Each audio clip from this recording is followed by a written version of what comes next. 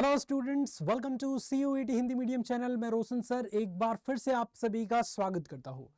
आज इस वीडियो के माध्यम से हम फाइनली 100 सवाल बेमिसाल की सीरीज को एंड कर रहे हैं। 100 सवाल आपके कंप्लीट हो चुके हैं क्योंकि आज हमारा 10वां एपिसोड कंप्लीट हो चुका होगा। इस पूरी वीडियो को देखने पे आपको टोटल 10 क्वेश्चन देखने को मिलेंगे। प्रत्येक क्वेश्चन के लिए 5 सेकंड का टाइम मिलेगा। सभी बच्चों को ध्यान से पढ़ना है सारे क्वेश्चन को और आंसर कमेंट सेक्शन में देना है। और इस पूरी प्लेलिस्ट को आप अपने पास सेव कर लीजिएगा क्योंकि एक साथ 10 वीडियो के माध्यम से 100 क्वेश्चंस की बहुत अच्छे से प्रैक्टिस हो जाएगी, जिससे जितने भी MCQs आने रहेंगे आपके एग्जाम्स में वे सारे इसी में से कहीं ना कहीं से आएंगे। आइए स्टूडेंट्स, अपनी इस वीडियो की शुरुआत करते हैं और बहुत बढ़िया से सबसे पहला क्वेश्चन आपकी स्क्रीन पे रखते हैं। Are you guys excited? क्या सभी स्टूडेंट्स एक्साइटेड हैं, तैयार हैं? तो एक बार जल्दी से कमेंट सेक्शन में यस लिख दीजिए। पहला क्वेश्चन आपके स्क्रीन पे गया, ये लीजिए अब। सबसे पहला क्वेश्चन, एक बार पहले मैं इसको हटा दूं।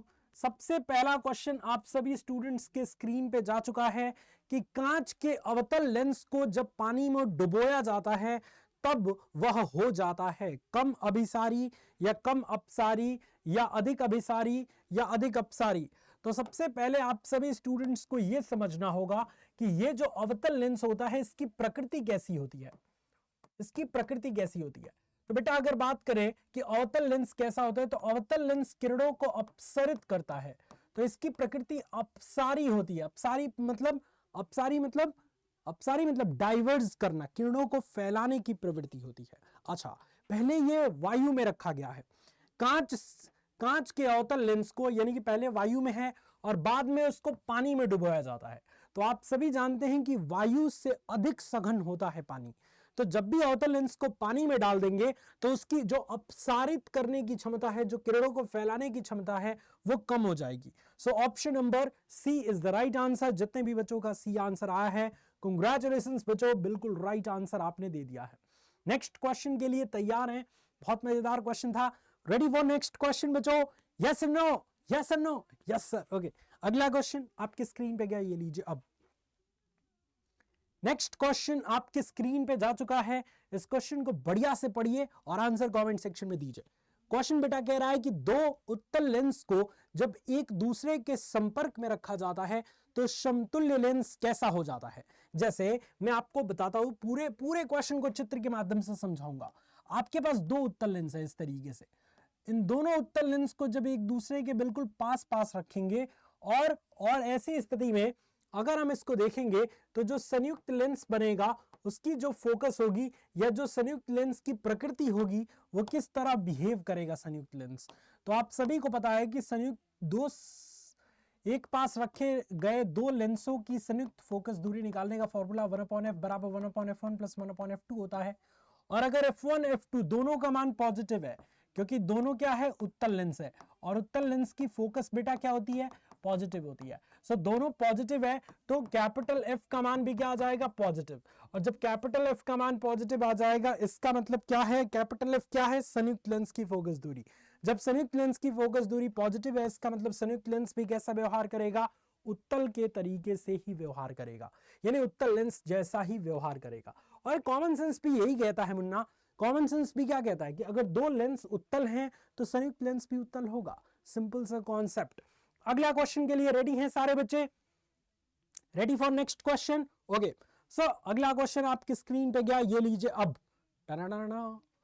ओके, नेक्स्ट क्वेश्चन क्या कह रहा है कि एक सरल सूक्ष्मदर्शी से बना हुआ प्रतिबिंब कैसा होता है। Simple microscope. थोड़ा सा याद करिए सिंपल माइक्रोस्कोप के बारे में और जरा कमेंट सेक्शन में सबसे तेज, सबसे शानदार और सबसे जल्दी आंसर करके बताइए। देखना दिलचस्प होगा कि आप में से मैक्सिमम बच्चों में से किसका सबसे तेज राइट आंसर आया है। तुरंत सरल सूक्ष्मदर्शी यानी सिंपल माइक्रोस्कोप, इससे जो बना हुआ प्रतिबिंब होता है वह कैसा होता है। चार ऑप्शन आपके स्क्रीन पे है बच्चों। ये काल्पनिक और सीधा, इसके अलावा काल्पनिक और उल्टा, इसके अलावा वास्तविक और सीधा और वास्तविक और उल्टा। फटाफट से राइट आंसर। बहुत बढ़िया, जो पहला ऑप्शन है वो बिल्कुल राइट आंसर है। जो सरल सूक्ष्मदर्शी सिंपल माइक्रोस्कोप होता है, इससे इमेजिनरी यानी काल्पनिक प्रतिबिंब बनता है और साथ ही साथ डायरेक्ट बनता है यानी सीधा प्रतिबिंब बनता है। Right answer of this question is one and only A. Ready for next question बच्चों, क्या आप सभी अगले क्वेश्चन के लिए तैयार हैं? अरे सर, शाहरुख खान वाला पोज मार रहे हैं क्या? बिल्कुल। नेक्स्ट क्वेश्चन, किसी संयुक्त सूक्ष्मदर्शी की आवर्धन क्षमता नली की लंबाई के क्या होती है? 4 ऑप्शन आपके स्क्रीन पे है, जरा जल्दी से बताइए कमेंट सेक्शन में फटाफट से। नली के लंबाई के व्युत्क्रमानुपाती या वर्ग के समानुपाती या उसके ऊपर निर्भर नहीं करती या बढ़ने पर सीधे रूप से बढ़ती है? कंपाउंड माइक्रोस्कोप यानी कि संयुक्त सूक्ष्मदर्शी कह रहा है। इसका एक फॉर्मूला बेटा मैंने पार्ट 7 में या पार्ट 8 में लिखवाया था, बहुत इंपॉर्टेंट फॉर्मूला है और इस फॉर्मूले के अकॉर्डिंग आप देख रहे होंगे कि जैसे जैसे नली का आकार बढ़ाएंगे ना, आवर्धन का मान उसी रफ्तार में बढ़ेगा, यानी कि समानुपाती होता है। वर्ग के समानुपाती नहीं होता, लंबाई मतलब बढ़ाने पर अगर हम बढ़ाएंगे लंबाई तो आवर्धन भी बढ़ेगा, यानी सिर्फ समानुपाती होता है। Right answer of this question is option number D. Next question के लिए सारे बच्चे रेडी रहिए। अगला क्वेश्चन, अरे सर, क्वेश्चन आपके स्क्रीन पे चमक रहा है, बहुत ही प्यारा क्वेश्चन। जब माइक्रोस्कोप की नली की लंबाई बढ़ाई जाती है तब आवर्धन का मान क्या हो जाता है? पिछले क्वेश्चन के ऊपर ही आधारित है ये क्वेश्चन, सिंपल सा। जब माइक्रोस्कोप मतलब समझते हैं सूक्ष्मदर्शी, सूक्ष्मदर्शी होता है माइक्रोस्कोप मतलब। तो जब माइक्रोस्कोप की नली की लंबाई जो है वो बढ़ाई जाती है तो आवर्धन क्या होता है? राइट आंसर तुरंत अभी बताया, समानुपाती होता है यानी बढ़ता है। सो इस क्वेश्चन का क्या हो जाएगा बच्चों? Right answer option number A हो जाएगा। उम्मीद है सभी बच्चों को समझ आया होगा। नेक्स्ट क्वेश्चन आपके स्क्रीन पे गया, ये लीजिए। अब क्वेश्चन क्या कह रहा है, पढ़िए पहले ध्यान से, ऑप्शंस प्रकट हो रहे हैं। जब हम किसी वस्तु को देखते हैं तो रेटिना पर बनने वाला प्रतिबिंब कैसा नजर आता है? अभी भी जब मैं आपको देख रहा हूं इस कैमरे की मदद से, तो एक तो इसके कैमरे के लेंस के कारण कैमरे के अंदर इमेज बन रहा होगा मेरा, जिस वजह से आप मुझे देख पा रहे होंगे, और दूसरा मैं इस कैमरे को देख रहा हूं तो मेरे आंख के अंदर इस कैमरे की इमेज बन रही होगी। तो वो इमेज कैसी बनती है? मानव नेत्र के भीतर जो रेटिना पर बनने वाला प्रतिबिंब है वो कैसा बनता है? एक तो चीज ये जानिए कि मानव नेत्र में जो प्रतिबिंब बनता है वो रेटिना नामक पट्टी पर बनता है, ठीक है। अब वो कैसा बनता है मुन्ना? तो वो जो बनता है वो बनता है वास्तविक और उल्टा। Right answer of this question is option number B. Sir एक बात बताइए, फिर अगर वो उल्टा बनता है तो हमें सीधा क्यों दिखाई देता है? क्योंकि मानव नेत्र पढ़ाते समय बताया था कि तंत्रिकाएं जो हैं वो मस्तिष्क तक जाती हैं और इस तरीके की सूचनाएं देती हैं कि उल्टा प्रतिबिंब बनने के बाद भी वो सीधा प्रतीत होता है। सो इस क्वेश्चन का बी आंसर बिल्कुल राइट हो चुका है। नेक्स्ट क्वेश्चन के लिए सारे बच्चे रेडी रहिए। अगला क्वेश्चन आपके स्क्रीन पे गया, ये लीजिए अब। Okay, ready for next question? Yes sir. तो अगला क्वेश्चन आपके स्क्रीन पे है, किस दोष को दूर करने के लिए अवतल लेंस का प्रयोग किया जाता है? अवतल लेंस जानते हैं कौन सा होता है? ये वाला, ऐसा लेंस जो बीच में पतला और किनारों पर मोटा होता है। इस लेंस को बच्चे हम अपसारी लेंस भी कहते हैं। अभी पहले क्वेश्चन में आपने डिस्कस किया है अपसारी लेंस, डाइवर्जिंग लेंस। तो अब बताइए कि किस दृष्टि दोष को दूर करने के लिए इस प्रकार का लेंस यानी अवतल लेंस प्रयोग किया जाता है? तो इसके लिए तो बच्चों ट्रिक, बहुत ही फेमस सी ट्रिक है, नाडू। नाडू, नाडू मतलब क्या? एक ऐसा दृष्टि दोष जो निकट दृष्टि दोष है। तो निकट दृष्टि दोष को दूर करने के लिए ए से अवतल लेंस का प्रयोग किया जाता है, और डी मतलब दूर दृष्टि दोष को दूर करने के लिए यू मतलब बेटा उत्तल लेंस का प्रयोग किया जाता है। सो इस क्वेश्चन का राइट आंसर क्या हो जाएगा? ऑप्शन नंबर अवतल कह रहा है ना, यानी कि सीधे संबंध निकट दृष्टि दोष से। Right answer of this question is option number A.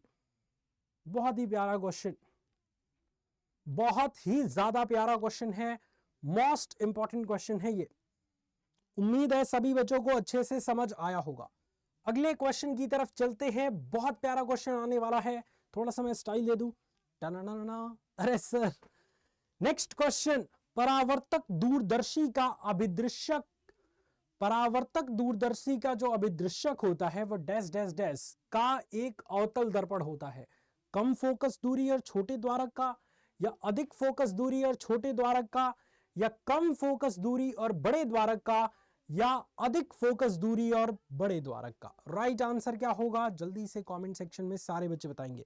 जो परावर्तक दूरदर्शी होता है उसके लिए क्या होता है बेटा, तुरंत आंसर, राइट आंसर क्या होगा कमेंट सेक्शन में सारे बच्चे कमेंट करके बताएंगे। उम्मीद है कि अभी तक सभी बच्चों का एकदम से राइट आंसर आ चुका होगा। बिल्कुल सही बात है, इस क्वेश्चन का राइट आंसर है ऑप्शन नंबर डी, अधिक फोकस दूरी और बड़े द्वारक का हम क्या लगाते हैं परावर्तक दूरदर्शी में, अवतल दर्पण लगाते हैं। So right answer of this question is one and only option number D. Next question के लिए रेडी हैं सारे बच्चे, ये लीजिए, नेक्स्ट क्वेश्चन आपके स्क्रीन पे है, पढ़िए ध्यान से, ऑप्शंस प्रकट हो रहे हैं। क्वेश्चन कह रहा है कि निकट दृष्टि दोष वाली आंख साफ साफ देख सकती है क्या। निकट दृष्टि दोष वाली हमारी जो आंख है वो क्या साफ साफ देख सकती है, दूर स्थित वस्तु को, या अनंत पर स्थित वस्तु को, या निकट पर रखी वस्तु को, या इनमें से कोई नहीं। What is the right answer of this question बच्चों, तुरंत। सो बहुत बढ़िया, बहुत ही बढ़िया, शानदार। इस क्वेश्चन का अगेन सारे बच्चों का राइट आंसर आ चुका है, निकट दृष्टि दोष। बेटा एक ट्रिक याद रखेंगे कि जो दृष्टि दोष है ना वही साफ दिखाई देगा, वही साफ दिखेगा, वही साफ दिखेगा। हमारे अगर निकट दृष्टि दोष उत्पन्न हो रहा है हमारे आंख में तो वही चीज साफ हमें दिखेगा, यानी कि निकट की चीजें ही हमें साफ दिखाई देगी। तो निकट की वस्तु को, option number C is the right answer. अगले क्वेश्चन के लिए सारे बच्चे रेडी हैं क्या। नेक्स्ट क्वेश्चन आपके स्क्रीन पे है, परावर्तक दूरबीन यानी परावर्तक दूरदर्शी का अभिदृश्यक एक कौन सा होता है। तो बताने की जरूरत नहीं है क्योंकि अभी कुछ ही क्वेश्चन पहले आपको मैंने बताया था कि अवतल दर्पण प्रयोग किया जाता है बड़े फोकस दूरी और बड़े द्वारक का। सो अवतल दर्पण तो एकदम दिमाग में फिट हो जाना चाहिए। अगले क्वेश्चन की तरफ चलते हैं। खत्म, व्हाट इज दिस। इसी के साथ आपका 100 सवाल बेमिसाल की सीरीज होती है कंप्लीट। कैसा लगा बच्चों आपको ये सीरीज, और इस तरीके की सीरीज और भी अपन फ्यूचर में प्लान करेंगे, आपकी तैयारी को नेक्स्ट लेवल तक पहुंचाएंगे और आपको फिजिक्स में सबसे अच्छा मार्क्स स्कोर करने में मदद करेंगे। राइट, अब अगर आपको अच्छा लगा ये पूरी सीरीज तो आप हमारे साथ जुड़ सकते हो पेड क्लास में, क्योंकि अगर YouTube पे आप देख रहे हैं कि इतनी बढ़िया बढ़िया चीजें चल रही हैं तो पेड में तो और भी बढ़िया चीजें आपको मिलेंगी। तो आपको जो है वो क्या करना है, अड्डा 24/7 की वेबसाइट पर या ऐप को डाउनलोड कर लेना है, ऑल कोर्सेज पे क्लिक करके अंडर ग्रेड एंट्रेंस एग्जाम, फिर CUET हिंदी मीडियम पे आके साइंस इन हिंदी पे क्लिक करेंगे। और एक नया बैच आया है हमारा उन्नति बैच, इस बैच पे क्लिक करना है, बाय नाउ पे क्लिक करना है और यूज करना है कूपन कोड Y765। ये एक ऐसा कूपन कोड है, याद रख लीजिएगा इसको, Y765, Y765। इसको अप्लाई जैसे ही करेंगे टोटल 800 रुपए की प्रॉफिट होगा और आपको जो है वो सिर्फ 3199 में फुल बैच मिल जाएगा, जिसमें क्लास 12 CUET सारी चीजें आपकी इसी में कवर होंगी। तो मुझे उम्मीद है बच्चों कि ये वीडियो आपको पसंद आया होगा, मजा आया तो इसे लाइक करिए, अपने दोस्तों के साथ शेयर करिए। मिलते हैं किसी और सीरीज में नए अच्छे इंपॉर्टेंट क्वेश्चन के साथ। तब तक अपना ख्याल रखिए। I love you all students, bye bye, take care, जय हिंद।